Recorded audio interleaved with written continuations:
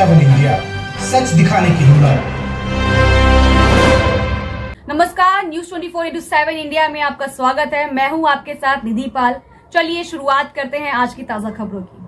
स्थानीय गोपाल कॉलोनी स्थित विधायक कार्यालय पर 7 मई मंगलवार दोपहर 1 बजे से कांग्रेस की ओर से पत्रकार वार्ता का आयोजन किया गया, जिसमें मुख्य रूप से पूर्व प्रदेश युवक कांग्रेस अध्यक्ष एवं झाबुआ विधायक डॉक्टर विक्रांत भूरिया ने बताया कि ये लोकसभा चुनाव देश में संविधान की रक्षा करने, आरक्षण को समाप्त होने से बचाने और लोकतंत्र को सुरक्षित रखने वाला चुनाव है, जिसके लिए सभी दल एकजुट होकर वर्तमान नरेंद्र मोदी के नेतृत्व वाली केंद्र सरकार और भाजपा के खिलाफ चुनाव लड़ने हेतु कटिबद्ध है। इस दौरान जैस से जुड़ी सुमित्रा मेड़ा ने कांग्रेस की सदस्यता ग्रहण की। पत्रकार वार्ता का संचालन करते हुए जिला कांग्रेस अध्यक्ष प्रकाश रंका ने बताया कि अब भाजपा सरकार की तानाशाही और मनमाने रवैये से आम जनता पूरी तरह से त्रस्त हो गई है। ये लोकसभा चुनाव देश में एक मजबूत सरकार तथा सभी वर्गों के लिए काम करने वाली सरकार का चयन करने वाला है।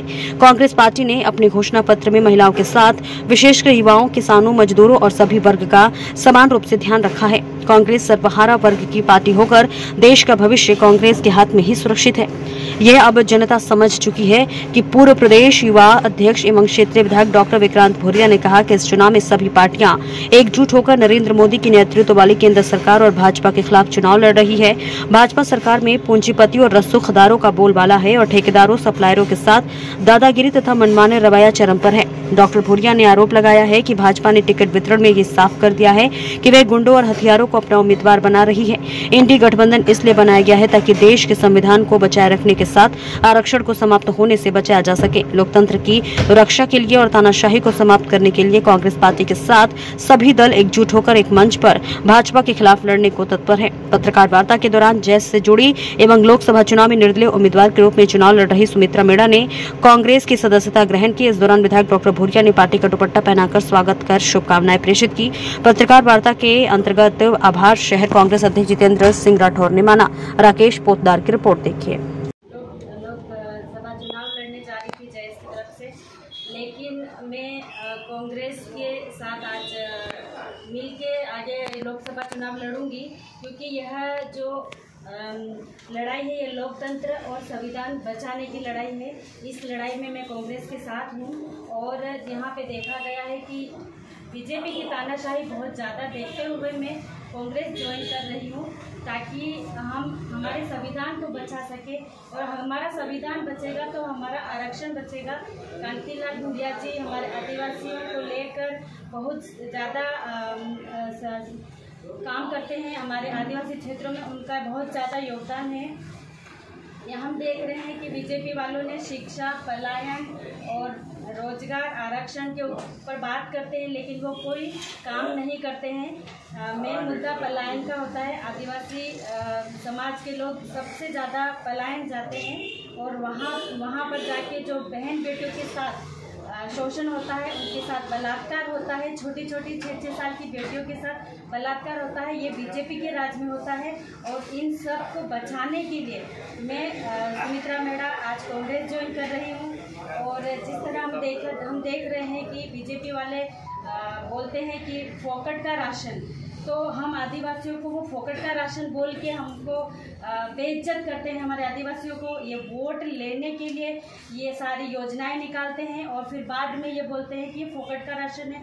और रही बात ज़मीन की, ये लोग बोलते हैं कि ये बीजेपी सरकार अगर आती है तो ये हमारी ज़मीनों को छीन लेंगे, ये हमें बेघर, हमारी ज़मीनों से हमें बेघर कर देंगे। इसलिए मैं आज प्रेस कॉन्फ्रेंस के माध्यम से आप सभी के बीच में आई हूँ।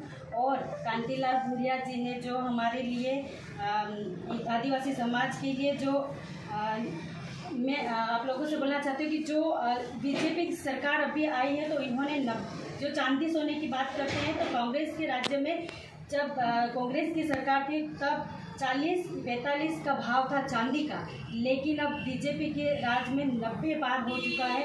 तो ये सबसे बड़ा मुद्दा है चांदी का। तो इसीलिए इन सब को देखते हुए और सारी परिस्थिति को देखते हुए ये बीजेपी का बहुत ही बड़ा तानाशाही है।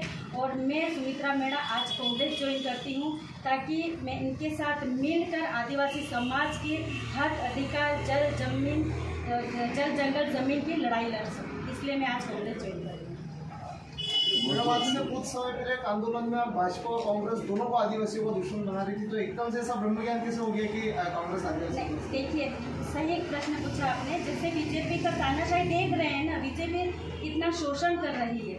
अगर हम किसी अकेले की लड़ाई नहीं लड़ सकते ना, जो भी समाज अगर इकट्ठा होकर करता है तो वो भी हमने देखा है कि कांग्रेस हमेशा आदिवासियों के साथ रहती है, आदिवासियों के हक अधिकार की आवाज़ उठाती है। तो जो हमें सही लगा हम उनके पक्ष में जाएंगे। ऐतिहासिक दिन है क्योंकि जिस उद्देश्य के साथ हमने ये लड़ाई शुरू करी थी, उद्देश्य था कि सबको एक करना। और जो लोग इस देश को खत्म करने की बात करते हैं, संविधान खत्म करने की बात करते हैं, आरक्षण खत्म करने की बात करते हैं, उनके खिलाफ एकजुट होकर लड़ाई लड़ना। बहन सुमित्रा ने बिल्कुल सही कहा कि अकेले कोई ये लड़ाई नहीं जीत सकता। ना कांग्रेस अकेले जीत पाएगी, ना कोई संगठन जीत पाएंगे। हम सबको ये लड़ाई दूसरी आज़ादी की लड़ाई के रूप में लड़ना पड़ेगी और इसलिए हम सबसे प्रयास कर रहे हैं। आज सुमित्रा बहन हमारे साथ जुड़ी है और सबसे मैं ये आह्वान करता हूँ, जो भी इस देश को बचाना चाहता है, जो आदिवासियों की आवाज़ को बुलंद करना चाहता है, जो शोषण के खिलाफ अपनी बात रखना चाहता है, जो आदिवासियों को ज़मीन को बचाना चाहता है, जो माफियाओं के खिलाफ बिगुल फूंकना चाहते हैं, जो चाहे रेत माफिया हो, खदान माफिया हो, शराब माफिया हो, उनको इस झाबुआ अलीराजपुर रतलाम जिले से बाहर फेंकना चाहते हैं, जो शिक्षा माफियाओं को बाहर करना चाहते हैं, जो चाहते हैं कि रोजगार युवाओं को मिले, जो चाहते हैं कि पलायन पर कम लोग जाएं, तो वो सब लोग आइए हमारे साथ एक साथ जुड़कर हम ये लड़ाई लड़ें। और मैं मानता हूं कि ये चुनाव सिर्फ कांतिलाल भूरिया जी या कांग्रेस पार्टी का चुनाव नहीं है, ये हम सबका चुनाव है, सभी संगठनों का चुनाव है। क्योंकि अगर कोई भी अलग से खड़ा होता है तो उसमें सीधा सीधा फायदा भाजपा का होता है।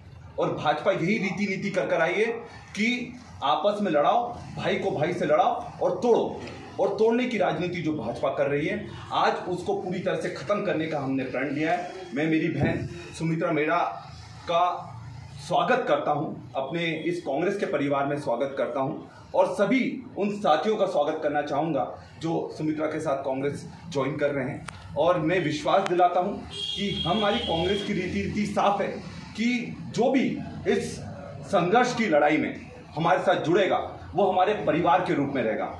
भाजपा जैसा हमारा चाल चलन नहीं है कि बीजेपी ज्वाइन करवाकर उसके बाद कचरे के कूड़े में फेंक दिया जाए। हमारे साथ जो भी आएगा वो हमारे साथ कंधे से कंधा मिलाकर हमेशा चलेगा और परिवार के रूप में उसके हर अधिकार की लड़ाई लड़ने का हम लोग काम करेंगे और हर वर्ग की लड़ाई लड़ेंगे, चाहे आदिवासी हो, चाहे पिछड़ा हो, चाहे दलित हो, चाहे सामान्य वर्ग हो, सबकी लड़ाई लड़ने का काम हम एकजुट होकर करेंगे। और जो ये झाबुआ को एक अमन शांति चैन का टापू बोला जाता है, इसको कभी भी हम लोग हिंसा में परिवर्तित नहीं होने देंगे। और इसलिए मैं आज सबको, आपको मैं बहुत बहुत धन्यवाद देता हूं और मैं चाहूंगा कि ये संदेश आप घर घर तक पहुंचाएं कि अब जो तानाशाही भाजपा की चल रही थी, जो एक तरफा शासन कर डराने धमकाने की राजनीति भाजपा की चल रही थी, उसको ये करारा जवाब है।